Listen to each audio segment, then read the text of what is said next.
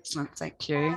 So welcome back. There is a little bit of background noise. So if you're not already muted, it'd be great if you can mute yourself, and then that way we don't have that kind of, is that somebody speaking feeling that I get when I hear those kind of noises there. So welcome back to the second session, which means now that we're in the middle of the program to help about reviewing and updating language and literacy and numeracy learning resources. So it's about looking at existing stuff that you may have or that you may find other people are happy for you to use, reviewing them and updating them. So we've got some tips and tricks today about how to do that.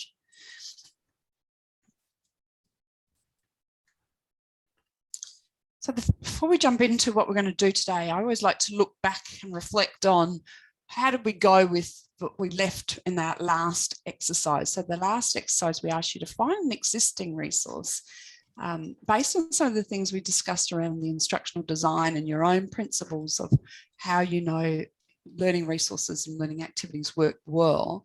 And so did you find any ways to improve an existing resource? So this is your annotate. If you haven't got your annotate out already, go up above where you can see my bright green bit here. You have to go above there, the one that says you are viewing Alison Miller's screen, and find the view options and then annotate. And this time we do a stamp or a draw.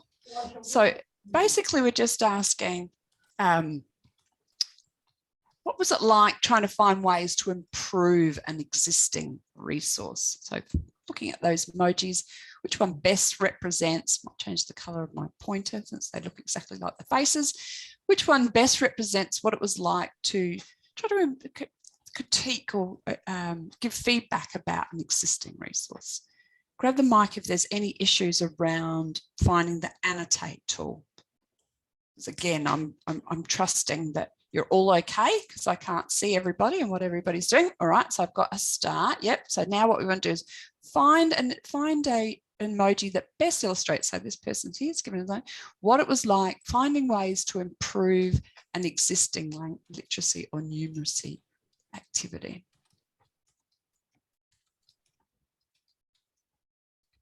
So we've got some happy faces. Or we've got to blow a little kiss of heart to people. So which is obviously when you're setting activities as an educator, that's the sorts of things you see. But this is an opportunity for you to demonstrate that maybe it was a bit frustrating or was a bit of a shock. You weren't really sure what to do, what to critique, or was it nothing to critique? The resource was already great. So let's start with what worked well. So who had a go at an existing resource? So tell us what the existing resource was, an activity, and how did you go critiquing it? Anybody want to share that process? Don't forget to unmute your mic because we've all muted.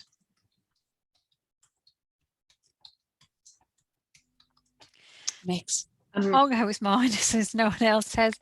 I found one which was quite simple because I work with people from the cool background. A lot of them are refugees or new settlement, and they're in the process of learning English. The particular activity that I found, it used pictures so that it could actually see, and then they had to find the right word to fit in. So there was a group of words in the bottom and to pick the right word, but it was just really simple, and I really liked it, and because it gave that opportunity of having a visual aid to help work out what the word was that they might be looking for. It just kind of used different things to cue people in, and while it was a set of words for one thing, I thought it was really flexible. You could use different pictures and different words and to make up the sentences and so on. There was just for me, for the group that I work with, it would have just allowed all participants to be involved. So I really liked it from that perspective. Let's see if I can remember the 3 key areas I picked up on that. One is simplicity, and sometimes actually simplicity is really hard to do. So it may look simple, but to actually still be effective, it can take a while to get to that design level. I kind of picked up that it looked like it could be a good kind of template, as an example of how you might use it Absolutely, yeah, for other sorts of things. Yep. And that you were really connected and conscious of making sure everybody in the group would be able to get something from it, so that you know, the inclusivity of the resource for everybody. It wasn't going to kind of, you know, exclude people. It was different levels. Some taking on board that some people's English reading would be better than others.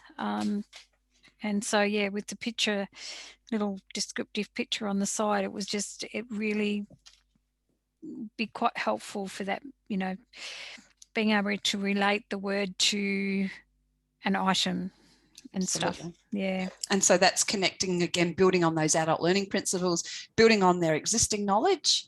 Yeah. Right. So we can recognize a dog, or we can recognize a flower. I'm not sure what the theme was. We can recognize those things. We just have different labels for them depending on where we come from. So we're building on that practical, already adult learning principles. Thank you for that. Irina, I think your microphone was on for a moment there. Do you want to share yours? Yeah, sure. Look, I chose something that might be more traditional in that it comes from a Murphy grammar text, and try to adapt it so that learners who may have an idea of what learning is as being maybe more traditional, filling gaps in sentences, you know, practicing the same thing over and over, but trying to, I suppose, make it more accessible, because often those pages are really dense in writing. So I'd cut it in half so that it makes 2 pages instead of 1, so that it's much more, less threatening, I suppose. So it already had images that supported the language. It had a difference, actually. This was already in the text. There was a difference in some things were in bold and some things were just in normal text, which I thought was quite helpful. But just breaking it down so that people felt like they were still learning maybe in what they traditionally know as learning, but also making it accessible. So again, that's that. Let's build on what the learner already has, so that, you know, that's something that they're already kind of familiar with, or something that they can draw on in terms of their existing knowledge and experience. So that builds their confidence in there. And I like that we've called it traditional learning. So there is certainly for learning language, that opportunity to practice is really, really important. So it's still a really important traditional learning thing, but it was your opportunity to go, okay, I like the resource, however, I need to format it differently. And you were able to, like, what was a Word document that you were able to make bigger? Or what I've been making lots of booklets over COVID, so I can scan them and then enlarge sections. So yes, just from a scanned document, I can enlarge it. I suppose the only thing I was, in reference to your list of criteria, was about relevance in terms of the examples being appropriate to, because they're asking things like, are you American? Yes. Perhaps you could then elicit things that use the same format but make it appropriate. So depending on your students' backgrounds, are you Portuguese or are you Lebanese? Or yes. So they're kind of models that you could make it more relevant. You could build upon them. Build on there. So just in terms of the redesigning of it, so that you've done some scanning. Just if you don't have a scanner, some other ways you might do that is the snipping tool. I don't know if everybody knows about the snipping tool. I'll just put it in the chat. My computer just came with the snipping tool. When I go down the bottom left-hand corner into the search area of my computer and actually I just put S because I use it so much, and snipping comes right up the top. The snipping tool is one way that you might be able to do that too. So if you've got a digital version of it, you know, cutting that bit and then putting it across, or just the old fashioned take a photo on your phone. And I've learnt to send it to myself either through email or through Messenger. My husband taught me how I can message myself instead of sending all the stuff through to him and so on. So, okay, so there's not a snipping, but you would imagine, Lino, that there's some alternative. Yeah, there is a built-in tool on a Mac. It's got a really good built-in clipping probably. It's probably good. It's called screen capture, I think. Okay. Or there is the old, for years, I think for about 15 years, I just did print screen, put it and then cropped it. And then somebody showed me snipping, and I wished I got all those hours back in my life because it's just so quick and easy to use. Excellent. All right. I'm not going to go any much further into where we've Alison, been. I just had a little point there, if that's okay. Yep, one of the things that I thought when I looked at the resources was that, you know, it takes time to fix things up, and certainly we can do that. Another thing that I thought was, it really depends on how it's facilitated in many ways, and how you can take the, you know, poorest resource. I know I've done this, poorest resource of all, and think, oh, I haven't got time to adapt it. I can think about how I might be able to enhance it in some sort of way. So they kind of go in hand a little bit, but then, you know, it creates more work for yourself. How do you document that, what you do when you approach, and how I could use it? And, you know, in past projects where resources were funded, that was part of the condition, to create a teacher's guide where you explain how you could potentially use it and other options. That's probably outside of our remit, but it's certainly something you could bring to a discussion or moderation or whatever it might be. So that was just an observation, really, Alison. Thank you. I've been looking up apparently Lightshot. Does that sound right? It's the snipping tool alternative for Macs. Excellent. All right. So thank you very much for sharing those two things. Hopefully other people resonate with what we were discussing there. There was some really nice relation back to those instructional design principles that we've been talking about, and some ways that we can now move into what we're going to talk about today, which is editing and reformatting things based on the needs of your learning activities and your learners. Let me just go there. Oh, do you want to talk about Edmodo? Do you want to get into? Oops. Chi-Chi? No. Edmodo to bed. Probably experienced some problems with Edmodo, and I certainly have. And so what we're going to do is we're going to we had an assignments feed upload, so we're going to now do that openly, because it'll be much easier for us to share one another's work and provide feedback. I provided comments in documents that people can't see when we save them back. And what I wanted to do was share what's been created so far in the folders, and I'll certainly do that. You can see there on the screen that Alison's got. I'm just trying to get my annotations up. That there's a little kind of thing here called folders. So my intention and plan was that inside that I've created another folder called submissions, that I'd upload everything in there, so that you could see one of the work, see the feedback, respond if you wanted to, and then that way get a bit of sense of what other people have done and kind of conversations that we've had. But unfortunately, I've got to work out a way that it will convert the documents created and not uploaded here into PDFs with comments, and I haven't been able to do that yet. So when I get that sorted out, I'll put them all up there and let you know. This week, what we'll do is we'll pin the task for this week, which is potentially about having a crack at improving your resource using some of the resources and approaches we're going to show you this week. We'll pin that at the top of the page so that you can see it really easily. So my apologies for all that. I'm sure it's wasted your time. It's certainly wasted quite a bit of ours. So a bit of a learning curve for us too with Edmodo. It's good to take risks, but sometimes they do take a bit of time. They blow up in your face and you've got to recover. So thank you for sharing that. Any questions then about what Michael's talking about in relation or anything to do with Edmodo? So we thought, as we've mentioned before, that this is actually, because it's a free tool, like anything that's free, it's a bit like a free puppy, you know, that it might initially be free, but it costs you somewhere along the line, that it's potentially a really good tool for connecting with people with your own students if you don't have something in this space. So we thought we'd test and trial it. And so it's part of our experiential learning as well. Okay, so Michael, do you want me? I might just keep going and then I'll hand you back in after the next activity. So I'll just be quiet. These are the things that we're aiming to get through today. And so you can see there's a lot around instructional design and graphic design.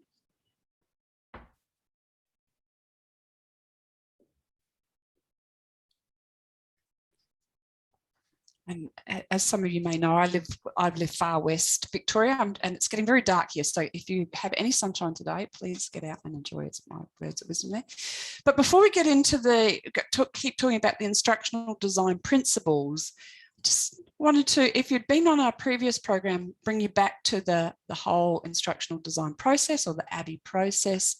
And also, if you haven't been on our previous program, making sure that we all align in terms of what do we need to do to make sure when we're looking to expand or modify an existing resource, what's the process? What's kind of the formal process that we should follow? So the process is to plan a resource. So you've already got the existing one. You need to think about some things around that. So those of you who've worked this before, this might be scratching in the back of your memory. What did they make us do? So you need to plan what you're going to do with that resource. You need to design what you're going to do with that resource, and then you need to develop the resource. So this is an opportunity to grab either the text, so the annotate tool again, get the T out. Remember, you can change your color in your format if you want to play around a little bit. So what do you have to think about when you're planning a resource? Maybe start there. What does designing a resource look like, and why are you doing it?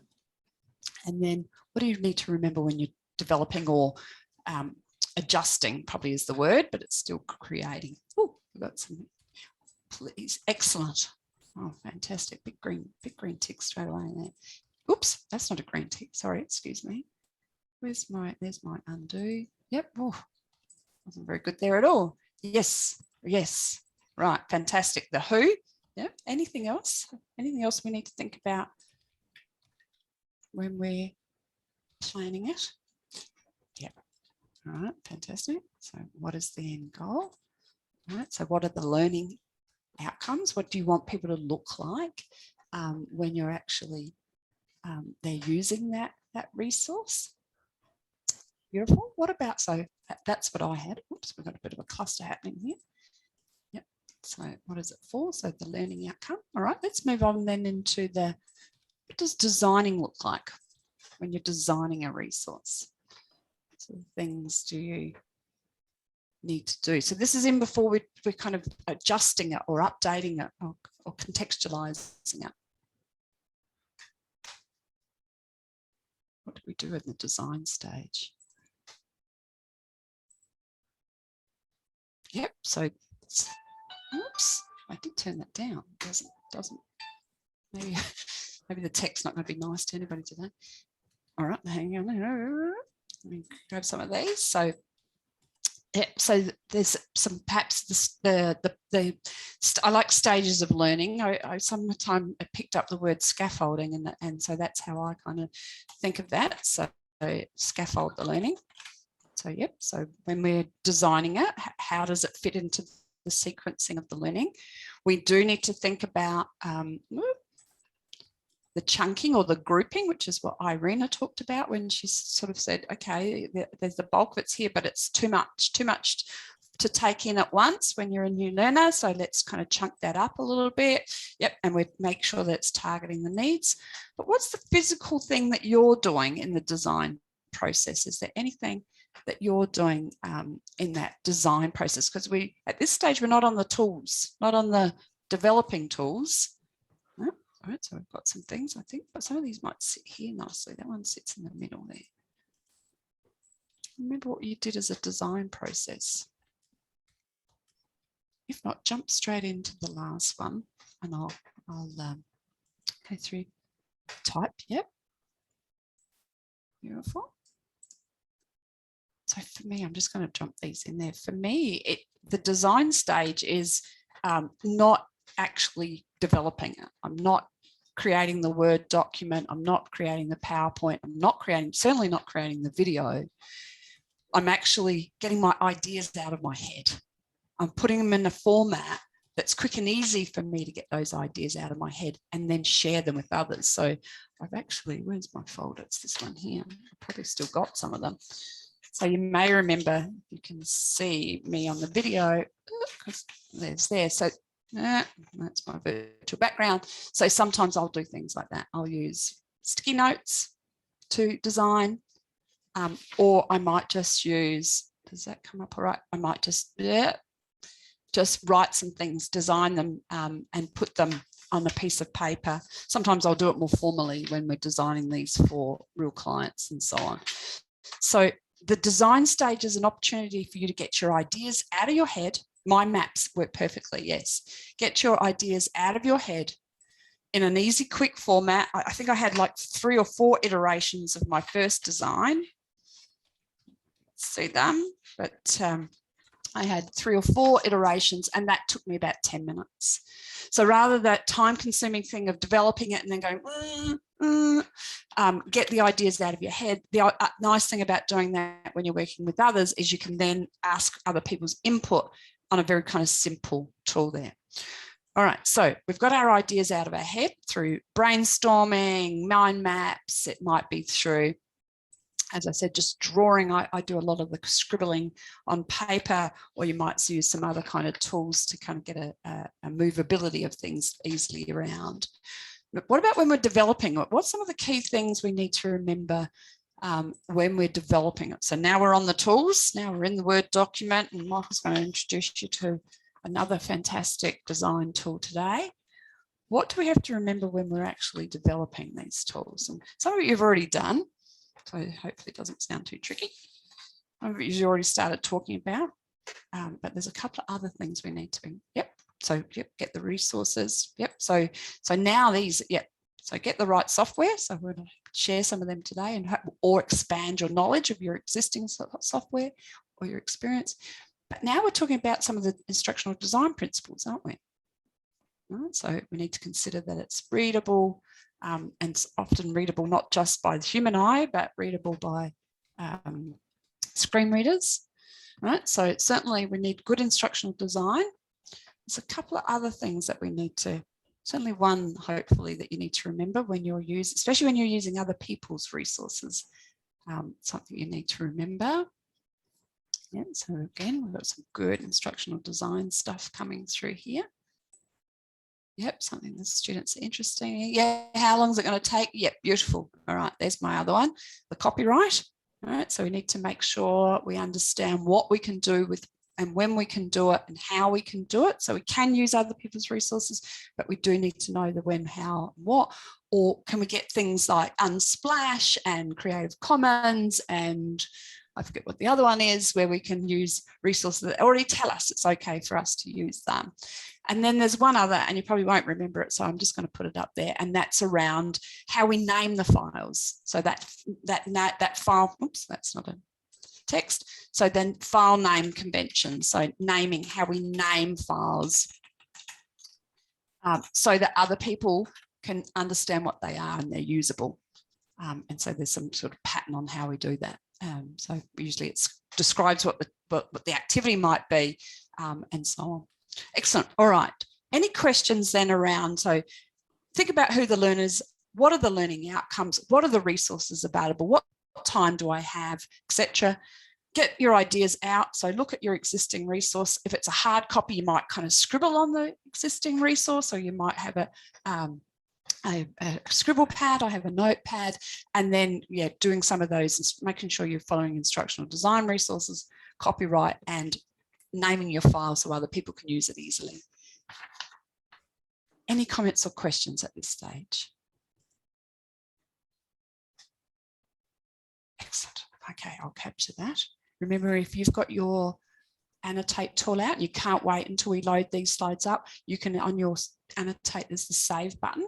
So if you want to save any of the slides, you can just hit save and you get a copy of it. But I'm going to give you 3 seconds to find the save. 3, 2, 1, because I have to clear it, and then I'm going to hand it across to Michael. Literally, the control freak in me is letting go. Oh, that's what I'm sharing, aren't I? Sorry. I'm providing a good model of being asleep at the wheel here. Okay, so I'll just share this slide. So we've talked a bit about our process, but it's sometimes more interesting to look at kind of what goes through our heads when we start to look at resources. I just remember when I was kind of in the sector, and even now, you know, like working in vet or higher ed and having to write a resource from scratch. I'll really reach out and look out and see if other people have done other things. And there's a lot of stuff out there, even particularly for units of competency. And then look at them and think, oh, I probably wouldn't write it like that, or it's old, or I have to get more information, or technology's moved on, or I wouldn't kind of chunk the information like that. It needs a story, it needs an example. So I kind of have all these things popping through my head, or the language is too complicated. I guess I've got these kind of subconscious things that I have in my head when I'm planning or thinking about using a particular resource that I've found. So that's why I want to tap into you. What are your kind of little things that go off in your head when you pick up a resource and think, oh, I could use that or I could not? What are the things that you use to evaluate a resource? So I'll give you a bit of time to think about that, and you can take the text annotation tool and you can pop it straight onto the whiteboard.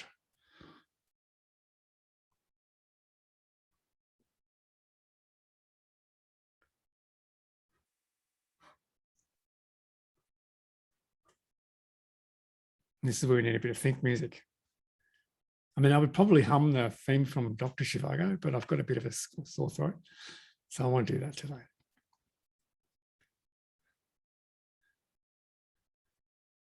So how do you know a resource is right for your outcomes and your learner groups?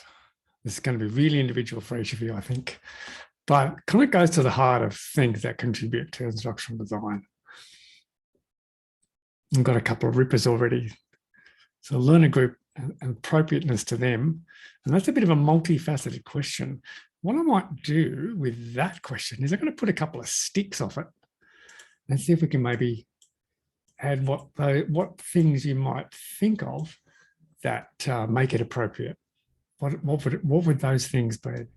Cultural, language, relevant examples, modern, whatever. Ah, beautiful. There we go.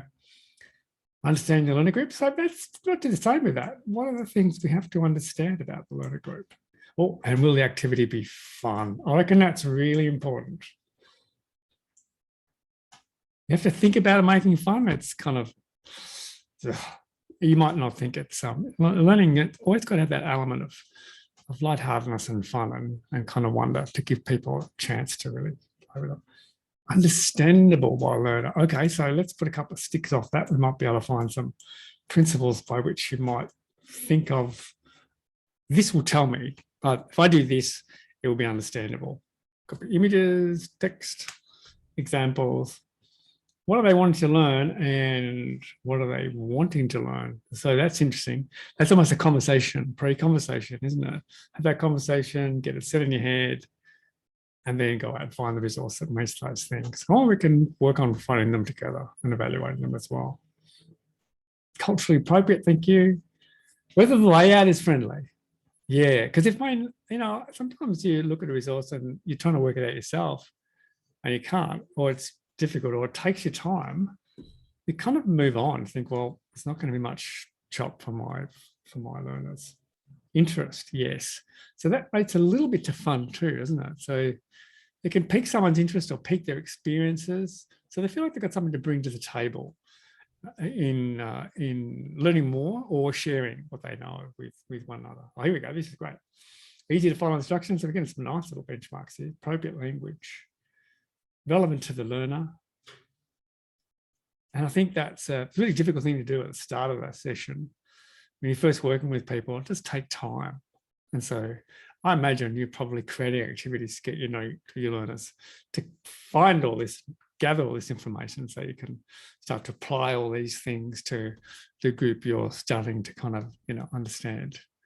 It's a little bit like us with you guys, in a sense. We ask you, we have a sense of what you might be doing in terms of activities, but until we start to get some submissions and see what that is, we're kind of reaching in the dark a little bit. So now we have a much better sense of what that might be and where you're working and the kinds of issues that you've got. Pose the outcome as a question, and if the resource provides the answer. Oh, that's really clever. I like that. Does someone want to speak to that? That's a ripper. Who put that one up? Hello, Jennifer. Good mate back from Leongatha, my old hometown. Oh, I'm still here. I'm now on. Oh, still Leongatha. Oh yes, I'm being very versatile. Hello, everyone. Sorry to interrupt. I'll see you for number 9 cafe for a coffee after this. I reckon that'll be the best thing for you. So what we're doing is we're asking Jennifer, how do you know a resource is right for outcomes of a learner? We've got a really pretty good list here, full of mistakes. So you do a bit of a critique of it too, aren't you? A bit of a grammar and spell check, cultural references, those kinds of things. I have a friend that argues with me politically all the time, and he's quite a bit more conservative than mine, which is fine. We have good debates, but the example is always American. And I would say, but we don't live in America, does this tendency you're talking about happening here, or is it not? So let's give you those examples. That'd be much more interesting. So it's a little bit like that in a sense. This is a really great list. All right, trial it and review. That's interesting. Who posted that? Because that's a really interesting approach. Chuck it out there, see if you can wing it, if it works. Yeah, that's me, Megs. Beauty. Only because at TAFE, that's, we have we do have a criteria that we have to meet in terms, the AQF and all of that. So yeah, you kind of often develop things, and then when you actually go and use it in the classroom, it's not quite as clear to the students as you thought it was, and you have to tweak it for the next time. So yeah, I find myself doing that sometimes. It's just like, I've asked a question, I don't get the answer I'm looking for, and I go back and I go, yeah, well, okay, I can understand how you've come with that answer, Yeah, we don't always, when we're writing the question, looking for a particular answer, in our mind, it makes sense, but other people can read things completely differently. Exactly. Yeah. And that happens to everybody, doesn't it? I mean, I know it, with this content I write, it goes to an external reviewer, and sometimes they'll come back with some of the activities and I'll go, so what are you trying to, and you think, oh, I thought that was pretty clear. But then you look at it again and think, okay, I see what you're saying. And the only way to, to have it, to look through other people's eyes is to actually chuck it out there to other people. And Yeah, that's a really good point. Okay, one more point before we move on, because I really like this: pose the question, pose the outcome as a question, and if the resource provides the answer, tickety boo. Who was that? Because that's a really interesting point.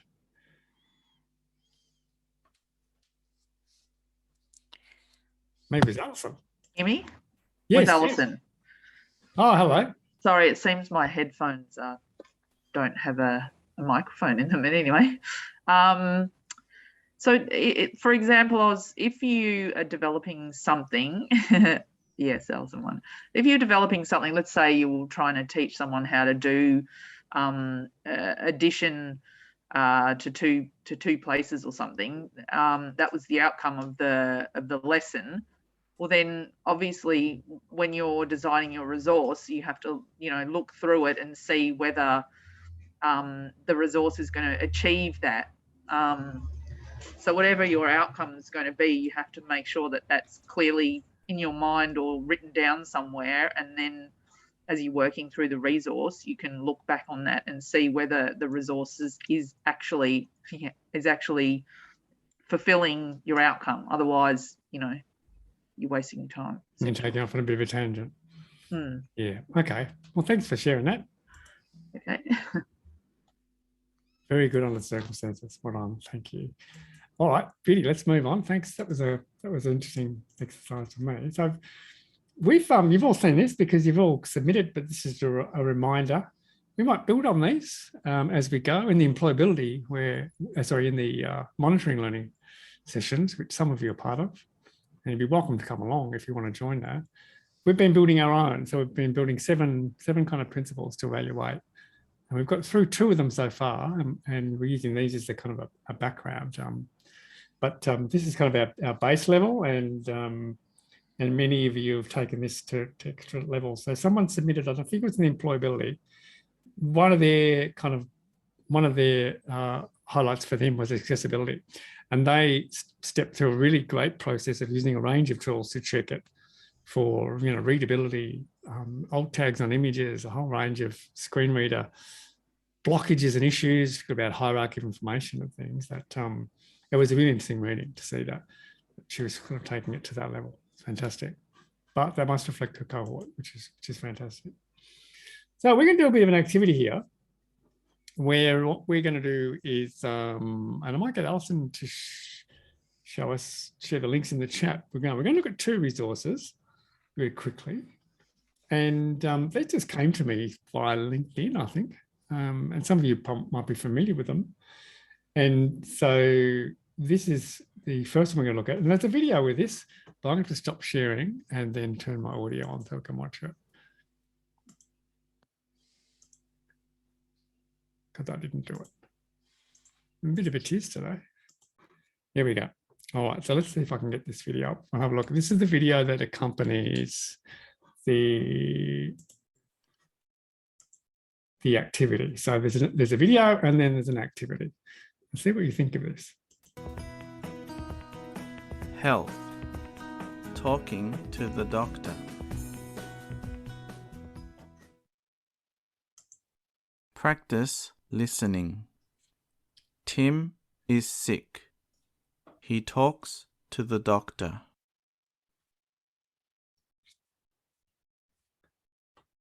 Hi, Tim.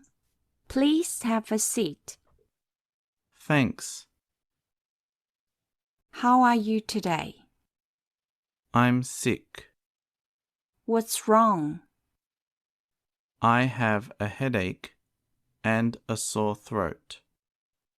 Do you have a cough? Yes, I do. Do you have a fever? No, I don't. Can you open your mouth, please? You have a cold. What should I do?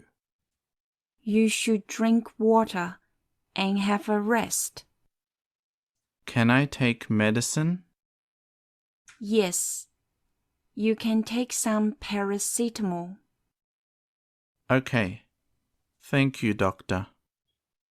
No problem. Have a nice day.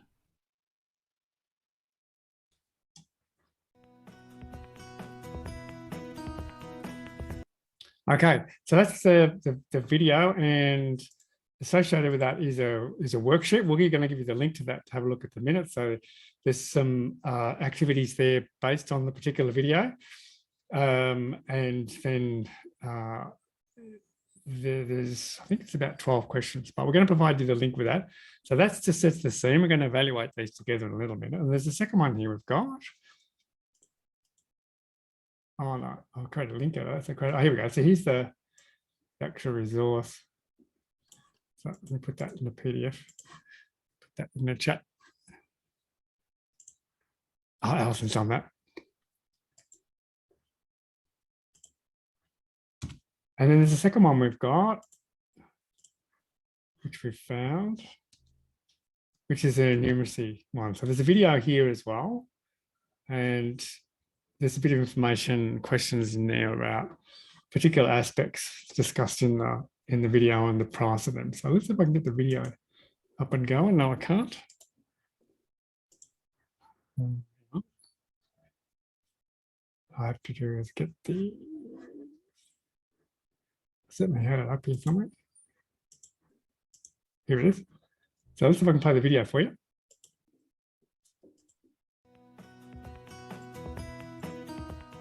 Okay. How much? Play it on YouTube. Oh no. Anybody need a hairdryer? How much is the hamburger? $12. That's not bad. How much are the chips? $5. How much is the meat pie? $8. How much is the salad? $10.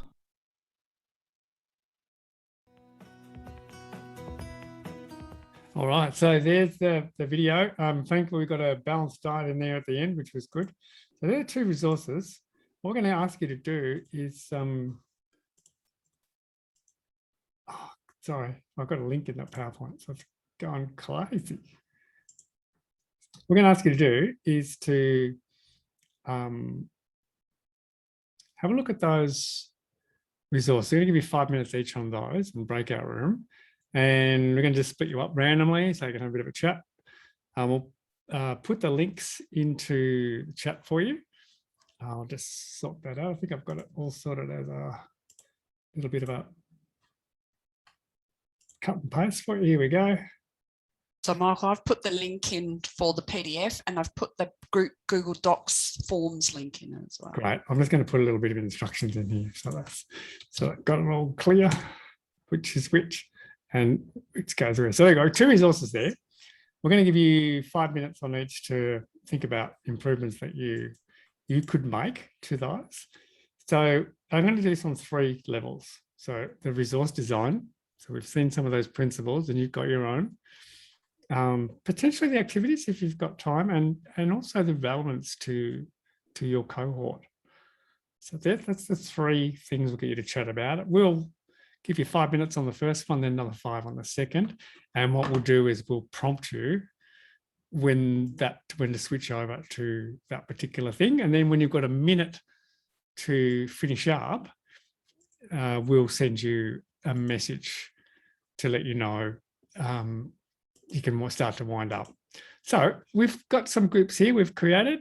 I'm going to open the rooms unless anybody's got a question about what we're doing. I'll take that as you're good. We're going to open the rooms now and you're free to join and go to your room. We'll come around and say how you're going, but we won't interfere. Hopefully you can see that invitation come up on your screen. Here we go. Nearly got all there. Here we go. Beauty. All right. So I'm going to pause the recording. Excellent.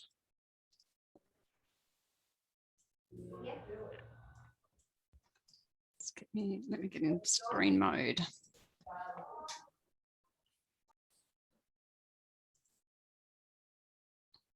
Welcome back, Am. We're just getting everybody else is still in the breakout room, so we'll give them a moment to come through.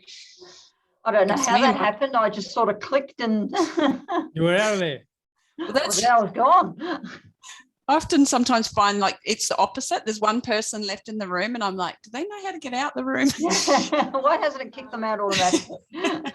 So they've got another 15 seconds. So that's eventually they do get encouraged to come out through the technology. But yeah, you make the assumption that, they're just sitting in there by themselves. Maybe they're checking their email or something. But no, it's fun. As I said, you don't know, you're just anticipating what people are doing in these virtual spaces. I think we've got everybody back. Yep, looks like we've got everybody back. Yes, so fantastic, beautiful. I love the professional conversations that you were having. You were critiquing it in a very, very positive way. So you were giving it things about how you would improve based around potentially different learning situations or different learner groups. So if you were going to do something similar with people within your own organisation, you would have a particular cohort of learners in mind and a particular learning activity in mind, and then that would change how you would critique it or suggest how it could be improved again. Anybody want to suggest some of the things that you would improve for either of the resources, the literacy or the numeracy? What were some of the things that was mentioned in your group? I was just going to say, someone suggested that perhaps the doctor should have told him to get a COVID test. I thought that too. Yeah. But that's a context, isn't it? So we don't know when the resources were made. That's right. So in and that, you know, and how quickly that may date that, you know, how long are we going to wear masks for? So again, you may, you know, unpack that with the students. You might acknowledge that if you go to a doctor's now, you actually have to wear a mask. And that's sometimes also the hard thing about video is once it's made, it's very hard to edit. So you've got to keep that in mind as well. But yeah, certainly.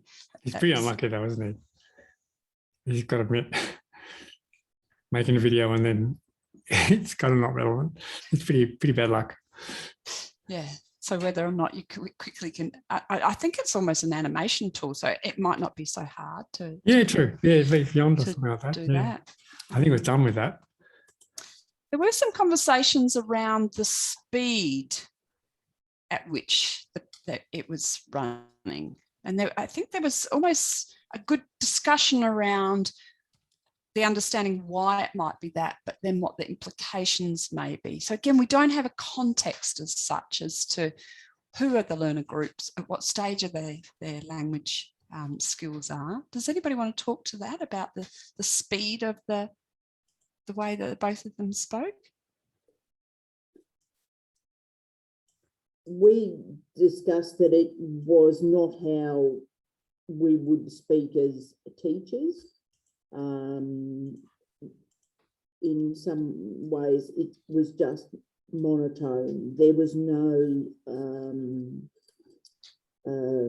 expression in it whatsoever, and that's not generally how we speak.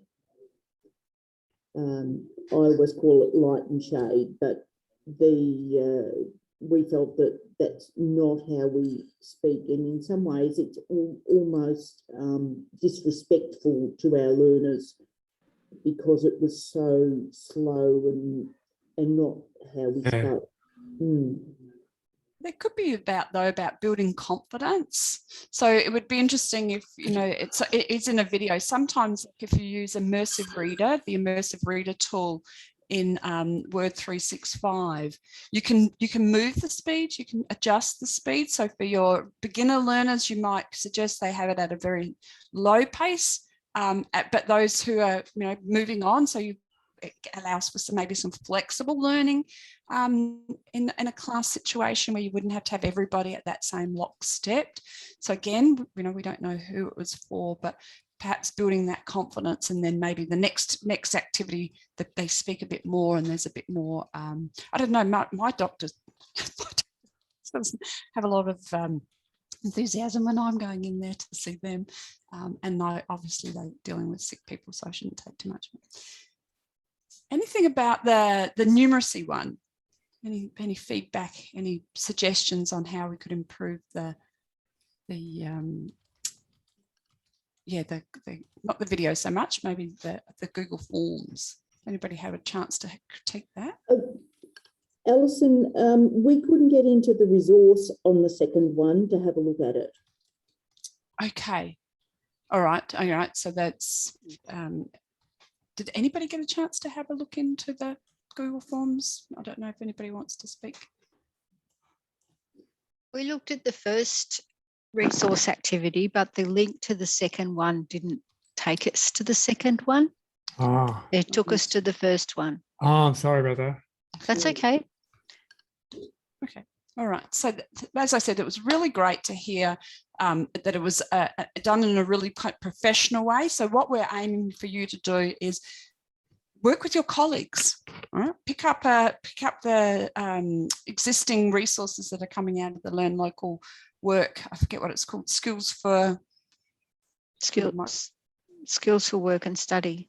Thank you. Skills for Work and Study, and picking them up and being professional in the language that you use and being objective in that language that you use, because you don't know who's actually created them. I know that we've got a participant, not today, but one of our participants in this program is actually one of the people who wrote and moderated these resources. So you've got to be careful how, when you say something about somebody else's resources, that it's done in a way that's designed around good learning principles and a good instructional and graphic design principles, and not about, you know, personal taste or preferences and so on. So I think a big tick for both the groups that was actually achieved. You have to be fair. That's right. You have to put yourself Be in fair your and professional.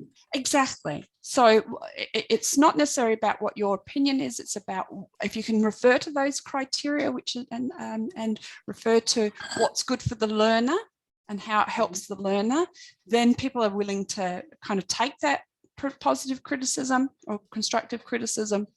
But when we start using words like I don't like or it's not my taste, then it doesn't give as much credence to somebody to say, well, it's how I like it. And so we're building your expertise. You go and build other people's expertise, and we want to do it in a really kind of constructive way. So Michael, let me move on. Are you happy for me to continue to share? No, I think I'll share. Okay. Easy, I think. Yep. Bounce around today. So we're going to look at a couple of approaches using some things you can work online. And this is Canva. I'm sure many of you would be in some way familiar with Canva. And Canva is really interesting Australian success story because it was started by an Australian woman, a little bit like Atlassian. They're kind of the two poster people of Australian tech. But this woman started as a startup. Now she's probably a billionaire. She hasn't floated the business, so it's still a private business on the stock market or anything, and it's amazing. So it's kind of a tool for you to make designs, and you can see templates for all sorts of different things, presentations. These are just templates that you can use, social media if you want to have fun, printed products, a whole range of different, tote bag, pretty cool. Business cards, circle stickers. So students could make their own stuff with this at the free level, which is good. My partner's a bit of a designer, so she bought us a subscription to this, which I don't think was that great amount of money. But these are designs that I made before we did that with the free tools that are available. So that's the last one I made. So this was just there's no imagery in it. It was really just explaining something which is really hard to understand, which is a raise in RAM, which I didn't understand. Found a picture and tried to reproduce it because I couldn't use their picture. So it might mean something to them, but I'm not quite sure. Now it's a template of some kind. And you can see as I click on these, these are like elements. So like there's a text box and there's an image box. They're really easy to kind of move around and edit and do all sorts of things with, and they kind of balance things really right. You have these elements that you can add. So you get lines, graphics, photos, videos. I'm not quite sure that you would use, but they're all kind of, you're free to use them. They're kind of licensed to you to use when you put them in. Now, the only difference between the paid account and the free account is that they just give you a few less things. So a few less lines and shapes, a few less graphics, but you can output them fairly easily to a whole range of different things, PDF, video, whatever. So my partner's an artist. She uses this to create little viral videos and publishes them out. I'm an instructional designer, so I use these to create graphics and charts and things that have been interesting along the way. So I'll show you a couple of this. So this one here, this one took me about 5 minutes.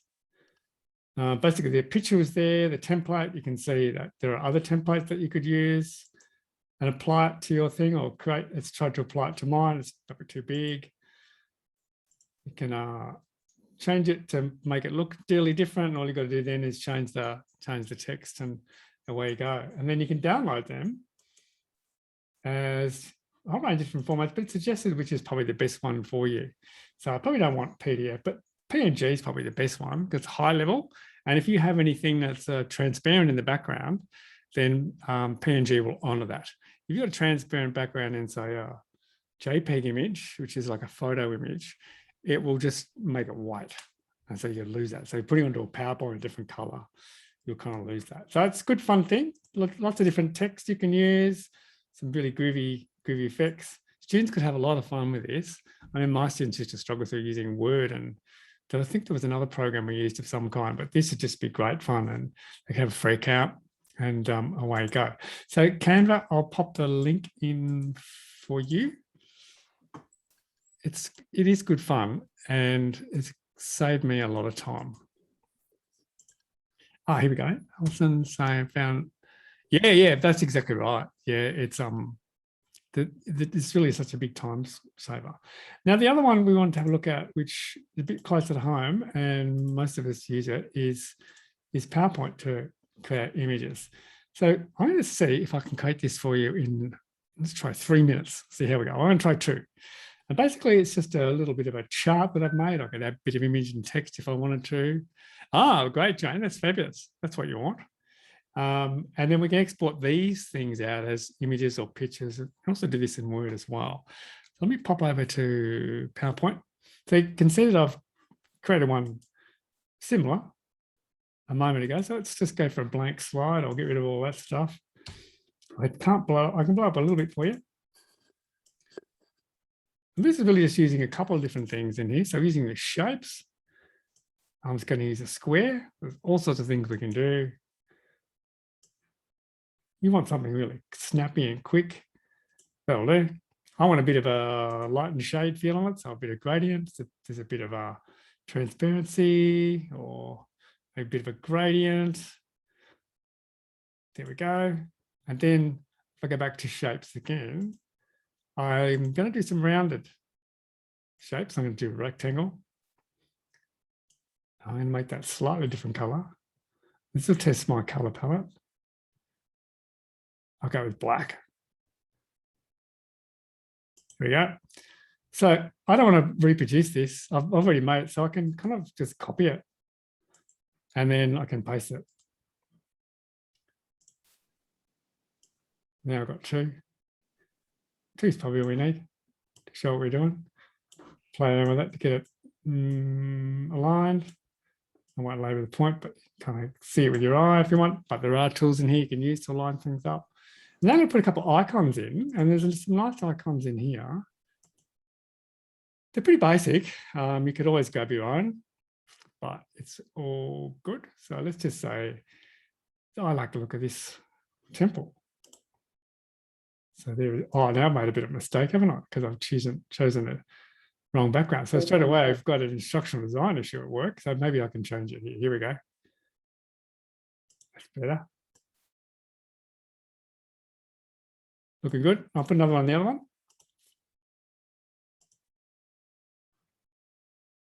Like this picture of Africa. Same problem. There we go. Now, if I wanted to, I could put some text in as well.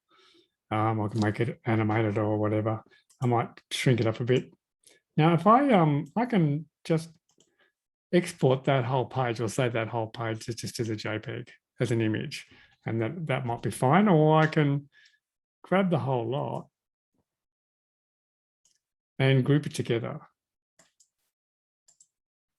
And when you group something in these tools, what does it take? All the separate elements. If you move one, you don't move them all. They're all now one thing. So you can move them around and put them wherever you want, get them looking perfect for you, and add other things over the top. And also, if you right click on the grouping that you've made, you see that you can save it as a picture. So you can just save what you've done and use it somewhere else. So it's a really quick kind of design tool. And if you think, oh, I missed something, you can ungroup them. And then that means you can add it's Alison, can you just do that just one more time? Just that was really good. I just want to see how you did that. Do it again? Yeah, just do the grab part, because it was kind of like a snip or something. Oh, to select them as a group? Yeah. Oh, okay. Well, what you can do is a couple ways of doing that. But these ways, just get your mouse at the top and kind of come down some way. So you've selected everything. And when we release, you can see that there are bounding marks around each of the separate shapes. And then once you've got them, it's a bit tricky. You've got to right click and you've got to get this. There we go. And then you just group them. And now they become one image. And so if I was to move that before, everything would move. But now we've got the whole lot kind of together. Is that what you meant? Cool. All right, beauty. So the other one is there's a design suggestions in PowerPoint as well. So if you look at this particular slide here, and you can see I've got a bit of a step here. So number one, we're going to go to designs. And then number two, I don't know where number 2 is. Oh, design ideas up here. Not letting me, not maybe because that's just a picture. Let me try this one. Design, oh, not letting me do it. This is what you love, isn't it? You come and you set something up, and then when you have to explain it, it's not going to do it for you. Anyway, that's where you click. Should work. Maybe I do a new image. Oh, I love technology. It's not letting me do it. Anyway, I don't know why it's not doing it, because it usually does it. But yeah, design, and then number 2 is to select a slide, I think, and then hit the design area is normally available to you. There must be something in this template perhaps. And what I'll do is, you can see I've done it here. I can't do it now for some reason. It will show you different ways of being able to exhibit your documents. If I blow this up, what you should see is this. Think, oh, well, that looks better than what I've got. I might go with that. So it's really kind of nice design, or I might use that. And there's about 6 or 7 things that it kind of gives you. So that's PowerPoint and Canva, but Alison's got a really good tool, because some of you have been using resources in PDF, and she's going to talk to you a bit about a tool you can use to convert them, so you can edit them. Thank you, Michael. I've been so immersed in what you were doing. I forgot that I should be prepping myself for getting ready too. So let me just make sure I've got. I was just drowning. I'll get a couple of links up for you about design ideas. This one I need to do. So I'm just going to, here we go. I'm going to do, because sometimes, like we've shared with those resources you had before, they are in PDF, right? So they come in a PDF format, and technically that means that you shouldn't be able to muck around with them. I'm just going to premise this, and so it's still on the recording. I'm going to demonstrate on that resource that we had before that we were critiquing. I don't have permission to actually use it in a different format, so I'd need to make sure that whatever I'm going to do actually it's either a Creative Commons or it comes from a resource that it's open license that allows you to unlock it and change it. But you can use things like these free sites. I just do a web search that says free PDF to Word, and so I'm just going to just show you a website called Small PDF, and I'm going to use there. So I'm going to give you the link in the chat. So I'm going to use this website here. I've done it before. I'm going to do the, here's one I prepared earlier. And I'm going to make sure I'm on the right. Yep. So it looks like this. That's what the website looks like. And it just requires me to either choose the file. So it just as you would normally choose a file to click on and attach to a email. The same works here. So I just grab the PDF.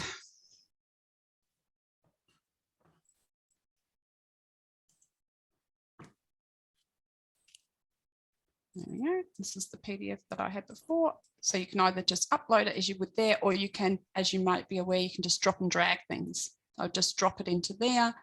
And then it does its thing, chicken wing. It's already done one for me. And basically it says, what do you want to convert it into? So it kind of goes that you want the premium model, which is, I don't, because I don't have an account. So I would just normally click on there. And so it's going to change this resource, which was the PDF that we were looking at before. So that's a PDF. It has actually changed it into a Word version. So exactly the same thing now into an editable resource that you can change. And Michael looked at the layouts or the design actually in PowerPoint, but remember you've also got things like styles. So I'm in home. So I'm in the Word document. This is the Word version.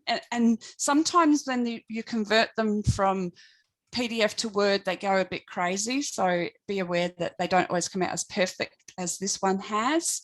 But what I can do, if I prefer to have something looking a little bit different, I can use what they call styles. So You do need to highlight it like Michael was highlighting. And then in home, you've got styles depending on what document or what you've done previously on your computer. You can start to muck around with the different kinds of ways that the information might look. And once you have a preferred style that meets the graphic design, instructional design requirements so that it's easy for your students to read, you can then use that style over and over again. So you don't have to actually remember what did you do to get it to be that shape. You can apply it. I might just show you one more trick. So if you do like that, so let's make, I did like that one. I thought that one looked good. So if you do, you've got that. If you do like it, the other trick is, I don't know if you've ever used Format Painter. I don't know, maybe I'm just the only one that took a long time to find this one as well, that and the snipping tool, that Format Painter. So if I've got something highlighted like I have here, when I click on Format Painter, it brings a little paintbrush up for me and I can go, okay, perhaps I want this to look the same. So I use my little paintbrush and it will format it in exactly the same way as well. So hopefully they've given you some ideas into how you might swish up, I don't know if that's a word, but it's going to be today. Improve the existing resources that you've got based on Canva, based on using PowerPoint to create really funky images that Michael showed us how to do there, using the different styles within PowerPoint. Or as what I've done is I've talked about the styles, or it's actually layouts, I think, in PowerPoint and styles in Word. So any questions before? Yep, we've got to wrap up. So yeah, no worries. Do you want me to just show one more? Yeah, absolutely. Okay, so this might freak people out a bit, but we'll... Okay, sorry, let me stop sharing. There I am. So I've used Snagit for years. And so being a bit slow, you can see that I've done a Snagit here of today's group to remind me of the participants. But you might notice a couple of images that I had in PowerPoint slides with numbers on them. And so this is Snagit. It's about $70. It's not so good on Mac, which is a bit of a shame. But it's really good on the PC. You can see it's another image. I took a photo of everybody there just to, and you can see I've been doing a bit of work here on different things for different activities, and somewhere along here there'll be an image. So these are sort of things you can sort of, okay, we want to make a bit of a design thing, so put a couple of call outs in there and numbers to highlight particular things. You can put some really nice effects and stamps and shapes and all sorts of things. So it's a really good way if you've got some images that you own or a document and you might want to provide some instructions to learners. You can use this to, put some numbers on them, or you can probably draw those. But if it's a digital resource, and then you can step people through the numbers in. So if you look at number 1, much easier than saying, okay, look at your classes in the top left-hand corner. It becomes just a bit simpler for you. So it's a really nice tool. I've used it for years, and it's saved me an awful lot of time when I've had to provide instructions to platforms, tools, or documents. Thanks, Alison, for that indulgence. Okay, so let's wrap it up. So we've got a couple of focuses. Remember, one is that when we're looking at resources, we're looking at them based in a particular way. Are you sharing, Michael? Yeah, I'll share it. Yep, Sorry. all right. I didn't mean to turn it off. So yeah, critiquing it or giving it constructive improvements in a way that's relevant either to instructional design principles or learning design principles or learning adult learning principles, and then a number of tools. Some of them you're already familiar with. PowerPoint, it's got some pretty cool stuff you can do in there. Word's the same. And then you've got these bookends. You've got Canva that does have the free account. I wonder if Snagit might have something similar, Michael, but it just reduces the number of features that it may have, but we can look into that. So what we want you to do is update that resource that you've identified, or if you think I won't be able to do that because I don't have permission to do it, find a resource that you want to do some snazzing up of, making sure as you would normally come back and share with the group, and then they would get these kind of banks of resources happening through the community of learning and support that we've got for one another. And we can probably take the time here, can't we? Because it might be a lot to achieve in a week. So, you know, we give you some time to complete this, because this is probably a really important part of it. It's an opportunity to have a play with these tools. So don't feel any pressure to get it knocked over. Just start to play with it. We'll maybe have a chat next week about what you've considered. And if you've had such a chance to have a play with it, then that's good and well, but there's still time once we continue through the program to get those into us to complete. No, good idea. So it doesn't need to be the final polished, but No. play. And then with that play comes questions or discoveries that you can come back as a group. And problems too. So reach out for those if you have them. Yep. So any questions, first of all, about what next? And as normally, we'll put it into the Edmodo group, so you will have the information in there. But any questions at this point? Beautiful. All right, then any questions in general? I think that's our next slide. Yep. Yeah, I have a question. The courses that I've been delivering, I've actually been provided with the resources to use. So I haven't really had to develop my own as such. So this whole creation of documents or resources with copyright, can you just refresh? Because I'm not sure, and I certainly don't want to be doing the wrong thing. So with all of that, and where I need to look to make sure I'm not using someone's. So if they've been developed within your organisation, so somebody else prior to you has developed them, then the actual copyright lies with your organisation. So if you develop anything and you're using your resources and in your classes, technically that copyright belongs to your organisation, because they're paying you, they're paying you to do the training. And so as part of that, you do that. You have what they call a moral right, so you do have some rights over it, but they actually technically own it. So if it's been developed in-house and you know that somebody previous to that, again, you may just seek out, have a conversation with somebody in your, like a line manager around, is it okay? Most would say yes, if it's, improving the situation. If it's a licensed product, so somebody mentioned Murphy as a publisher, you may need to go and have a look. What are the original copyright? Does it say copyright within those resources? I know when I worked in a training organisation, we had a license. They gave us the Word documents, and we were actually basically allowed to do whatever we liked with them, and we didn't need to kind of acknowledge anything and so on. So we had, it was great because we could kind of chop them up and add things and add our logos and so on. So Jane, do you know where your resources are coming from?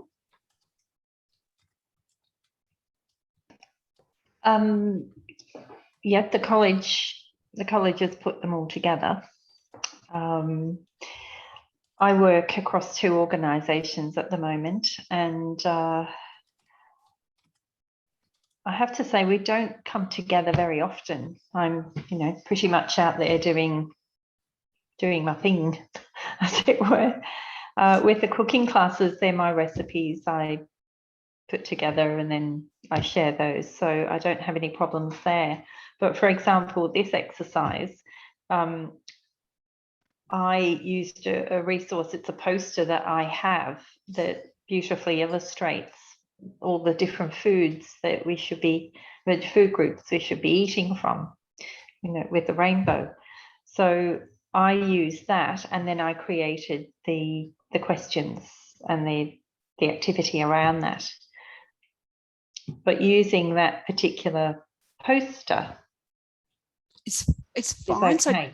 So it will depend. It will depend again. It's not so simple. So just before we go, I'll go on any further. If you don't need anything, or you don't need any information, or you have to go, please go. We are over time at this stage, so don't feel you have to hang around because we're all still here. Please back out the room quietly. But Jane, look, often again, you'd have to have a look at it, but you would assume if there was a poster that you've either bought yourself or your college has bought, then you have the right to use the poster.